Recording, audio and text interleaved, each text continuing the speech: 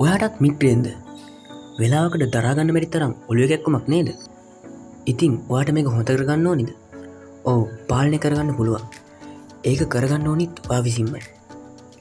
කොහොමද එහෙම පාලනය කරගන්නේ? 1. ඔයාගේ ඔළුවේ තියෙන ප්‍රශ්න.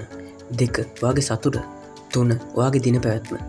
හරි. පළමුවෙන්ම ඔයාට ඔයාගේ රැකියාවේ, ඔයාගේ ගෙදර, ඔයා ඉගෙන ගන්න තැන, ඔයාගේ ආදරය සම්බන්ධ විවිධ ප්‍රශ්න කඩාවැටීම් තියෙන්න පුළුවන්.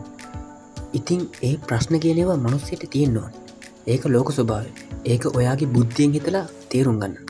ඉතින් ඔයා මේ ප්‍රශ්න ගැන ඕනට වඩා හිතනවා නම්, පසුතැවෙනවා නම්, ඔයා දුර්වල මිනිස්සෙක්. ඔයාම හිතන්න.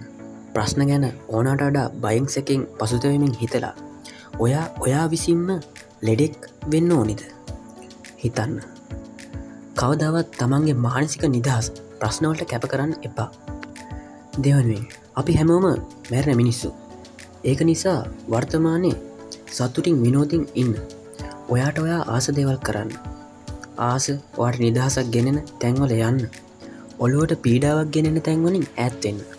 ඔයාට පුළුවන් තරම් සතුටින් විනෝදින් ඉන්න. තුන්වෙනුව ඔයා ඕනට වඩා නිදිමත ගෙනෙද්ද? එහෙනම් අතීදම්වත් ඔයාගේ ශරීරයට අවශ්‍ය සමබර නිින්දක් ලබා ගන්න. අඩුම පැය 6ක්වත් නිදා ගන්න. නිවැරදි පෝෂ්‍යදායී ආහාර වේලක් ගන්න.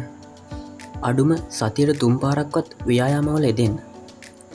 ඕනට වඩා ආලෝකයේ තියෙන ഘോഷාකාරී තැන්වල, ඔයාට මනසට පීඩනයක් ගෙන තැන්වල ඉන්න එකෙන් ඈත් වෙන්න.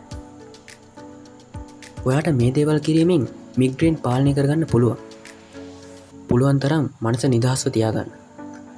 මම ප්‍රාර්ථනා කරනවා ඔයාගේ ලෙඩේ සුවපත් වෙන්න කියලා. පුංචි ඉල්ලීමක් තියෙනවා. channel එක subscribe කරන්න. ඔයාට බුදු සරණයි.